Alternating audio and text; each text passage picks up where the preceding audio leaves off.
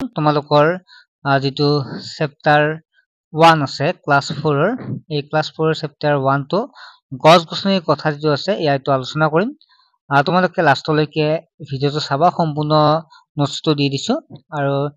WhatsApp নম্বৰটো 939462 নম্বৰটো SMS কৰিলে তোমালোকে পৰিবেশৰ আটাইখিনি তোমালোকে পাই যাবা মাত্ৰ পেমেন্ট কৰিব লাগিব জিপে কৰি 30 টকা এটা মাত্ৰ 30 টকাতে তোমালোকে সম্পূৰ্ণ পিডিএফটো পাই যাবা ঠিক আছে আমি আলোচনা কৰিছো অনুশীলনী প্ৰথম আছে উত্তৰ লিখা এক কত দি আছে উদ্ভিদ এজোপাৰ অংশসমূহ নাম লিখা উত্তৰ দি চাও তেতিয়া হলে ইয়াৰে হ'ব গা গছ আৰু কাণ্ড গাগজ বা কাণ্ড ডাল পাত ফুল আৰু ফল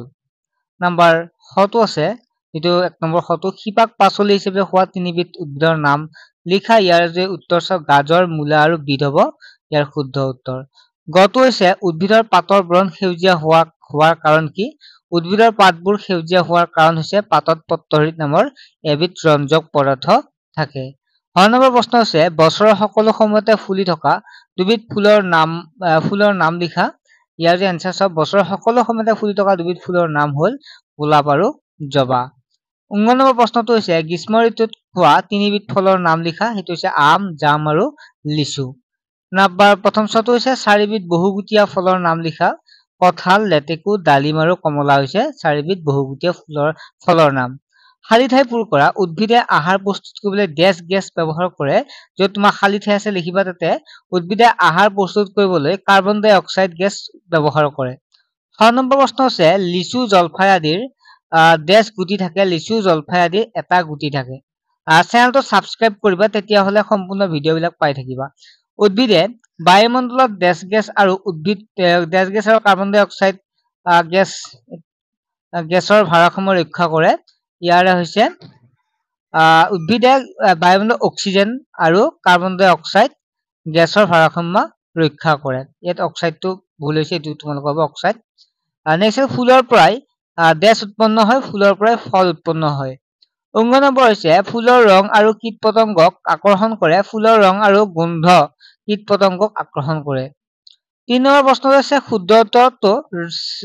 চিন দিয়া উদ্ভিদে আহাৰ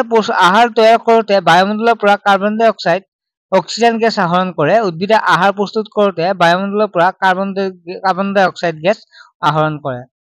হতো আছে শেৱালি ৰজনীগন্ধা আদি দিনত নে ৰাতি ফুলে খুদিছে শেৱালি ৰজনীগন্ধা আদি ৰাতি ফুলে কমলা বগৰী আদি গ্ৰীষ্ম ঋতু শীত ঋতুত হোৱা ফল কমলা বগৰী আদি শীত ঋতুত হোৱা ফল হতো হৈছে মাটি কঁঠাল তৰমুজ আদি আকাৰ সৰু ডাঙৰ মাটি কঁঠাল তৰমুজ আদি আকাৰ ডাঙৰ তুমি খাই ভাল পোৱা এবিধ ফলৰ নাম লিখা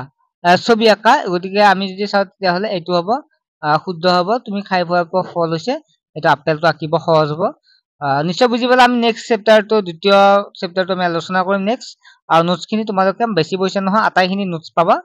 সম্পূৰ্ণ নোটছ খিনি মাত্ৰ 30 টকাত পাবা প্ৰতিটো বিষয়ে তোমালোকে নোটছ বিলাক পাবৰ কাৰণে হোৱাটছএপত এসএমএস কৰা আৰু তোমাৰ নামটো লিখা আৰু মোক পিডিএফটো লাগে বুলি এটা এসএমএস দিয়াৰ লগে তোমালোকে পিডিএফটো পাই যাবা মাত্ৰ 30 টকা দিলে ঠিক আছে বাই